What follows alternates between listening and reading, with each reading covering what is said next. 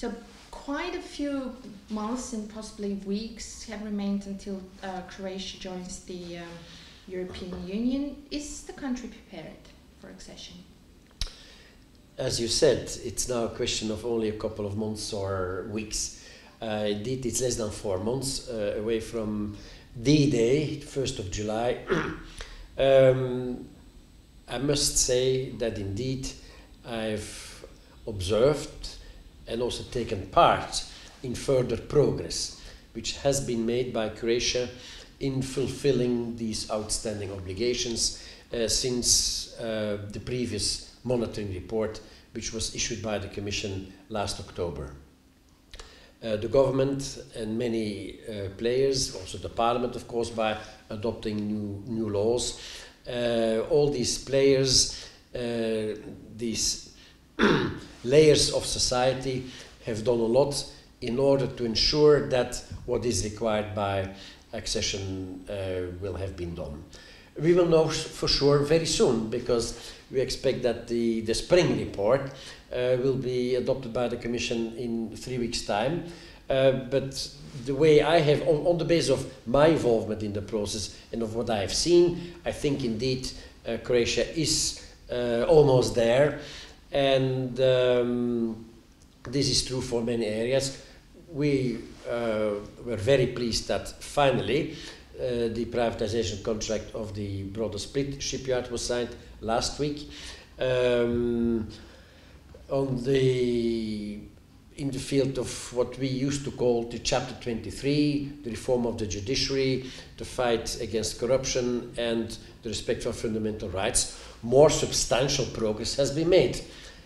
There are always issues which have not been fully completed, but this is also true in our member states, and this is why the Commission looks at the respect for the rule of law and more particularly the fight against corruption also in our member states. So this has become now an annual exercise, and the Commission is of course concerned also about certain developments in current member states. So listening to you, it seems that Croatia is more or less on track with the 10 tasks that the Commission outlined. My impression is that of course the Commission is currently finalizing this report, and therefore it's still collecting views from the different services.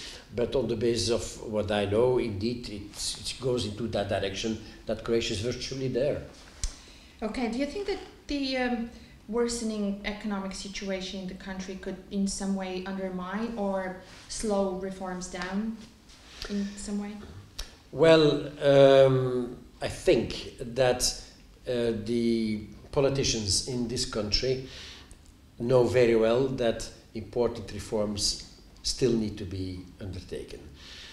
To me, it's also clear, and I said this yesterday at a working breakfast organized by the World Bank and a number of member states, the advice given by the European Commission, but by all the international financial institutions for the last 10 months or a year or even longer have all pointed in the same direction, that more reforms need to be implemented.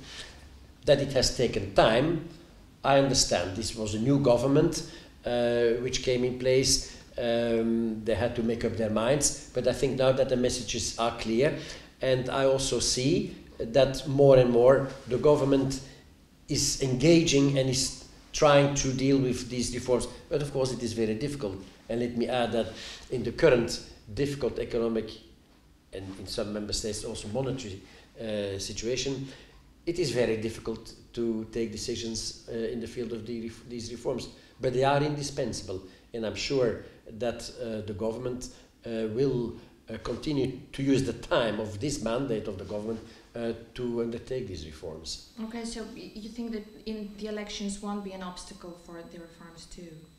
Well, in my view, these reforms are so important that no time should be wasted. Okay.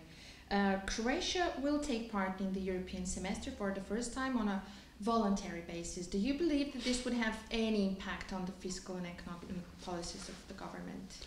First of all, let me say that from the side of the European Union, we welcome the fact that Croatia has agreed to take part in this exercise on a voluntary basis. I think it has been seen as a commitment to taking part in the European Union process dealing with so many aspects of society. The European semester is there to try to coordinate policies amongst member states. And again, this is an example that the EU de facto treats Croatia already as a member state. And this has been also said explicitly by commissioners who were visiting Croatia very recently. Commissioner Hahn said, I really treat you also in the context of the preparation for the use of the structural funds. So it is important that coordination takes place in order to ensure that all the member states, including Croatia, are organized in such a way that the objectives of the 2020 strategy can be obtained, can be achieved. This is important. And you think that Croatia will handle it? Well, a process at technical level has already started.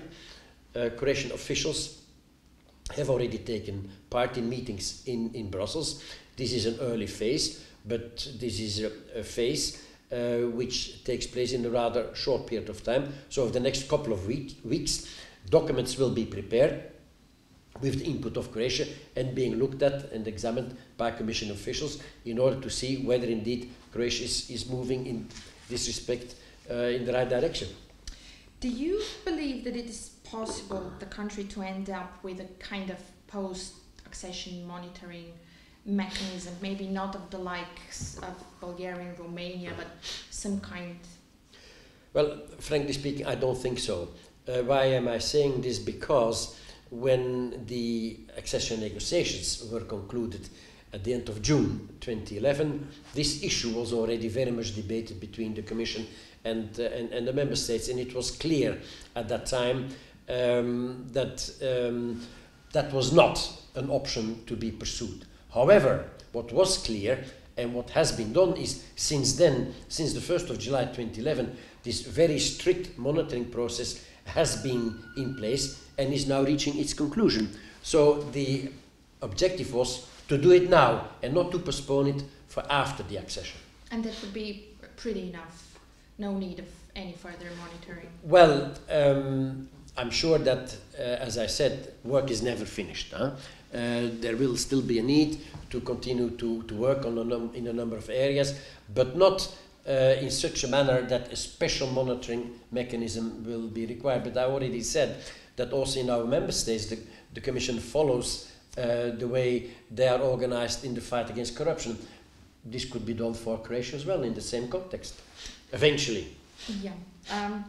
What do you think is the main challenge for Croatia before joining and after joining the EU?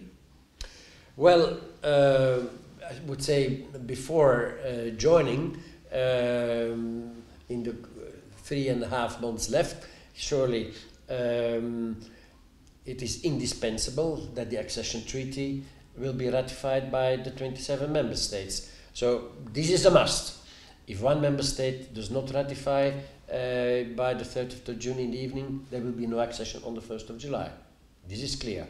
But there are only a handful member states which have not yet ratified, and I'm confident that all of them will in due course ratify the accession treaty. Also Slovenia.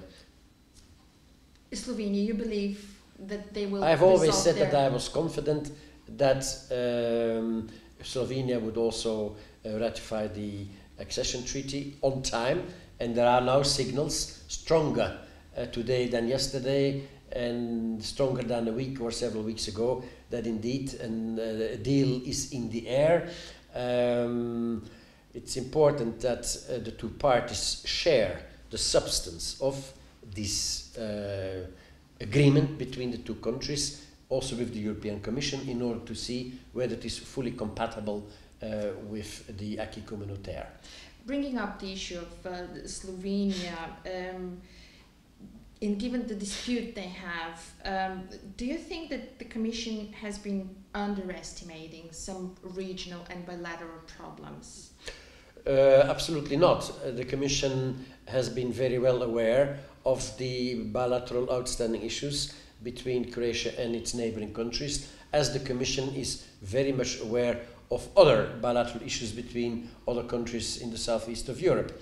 But the Commission takes the view that it is up to the countries themselves to sort out their problems with the neighbours, and this is a clear message that, for instance, Commissioner Füle has conveyed to all the countries of the region very recently. He does not want, and the Commission does not want, and the EU does not want these problems to be brought into the European Union. So there is time for these countries to solve these issues, since most of them are far from ready for aiming at accession in the very near future. So there is time, but they should take this seriously. This is a very clear signal from the side of the European Union. You're saying that there is time, but we see now that the Croatia's timely accession is at stake now. Well, I think that this issue could have been solved at an earlier stage, but negotiations are always unpredictable, and it has taken the time it has taken. And with what I hear now of being the target, the ratification issue in Slovenia will be sorted out in the next few weeks. So let's keep fingers crossed. Yes, let's do that. But you asked me also about challenges for Croatia after accession. Yeah. Here I would like to touch upon two main issues. The first one is that Croatia, of course, has then the opportunity to take full part in the single market. This is a huge opportunity. But I've always said, in order to seize opportunities, you must prepare yourselves. And this has been my message, and I continue to convey this message to the Croatian entrepreneurs. And I'm not talking about the handful big Croatian companies, but more the small and medium-sized companies. They have access to, or will have access to, a market of more than 500 million customers. But these customers, they do not come here. The companies have to look for the niche markets, the areas where they can sell the best products or services at the cheapest price, because it's about competition. But the opportunity is there. So I hope that also the small and medium-sized enterprises will prepare themselves better than before in order to indeed take advantage of that market. And in terms of administrative capacity, this is also very important. Do you think that the country is prepared? Because with Bulgaria and Romania, especially Bulgaria, there was a huge problem, especially in terms of EU funds absorption. This actually was the second point I was going to raise as the second challenge for Croatia. The good news is that substantial funding has been basically agreed at the European level, subject to endorsing this by the European Parliament. Here we will have to wait a while when this will be agreed upon. However, what is important, and I had the opportunity of discussing this 2 days ago with the chairman of the budgetary committee, Mr. Lamassoure of the European Parliament, who was visiting Croatia, it is unlikely that there will be an agreement between the Parliament and the Council of Ministers before the end of June. So this is going to take time, but the good news is that nobody has questioned the amounts of funding which the Commission has proposed for Croatia. This is the good news. So once there will be a deal, Croatia can be sure that it will be entitled to this funding.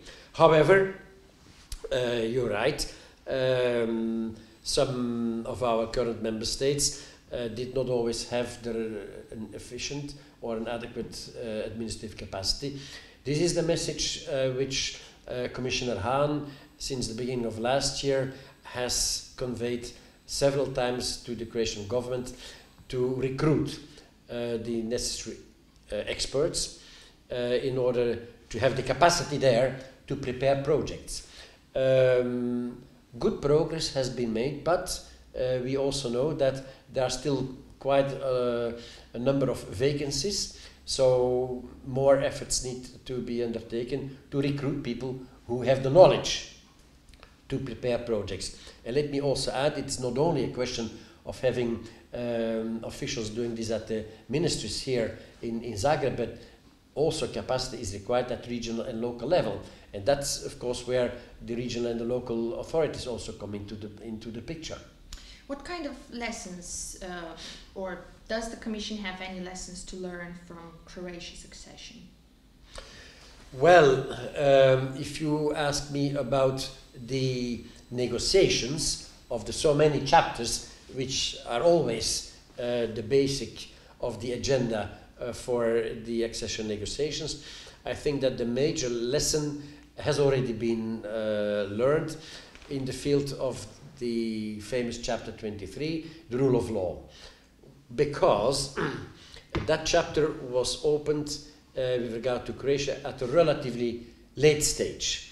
Now, we have seen how much efforts are required or were required from Croatia, and same will be true for any other country of the region with which we are negotiating, such as with Montenegro, or we will be negotiating in the near future.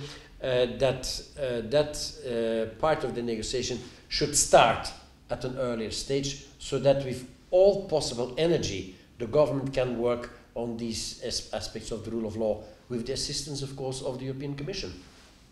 Okay, so this is the basic and I would most say that that is the fundamental most important aspect. Yeah. lesson.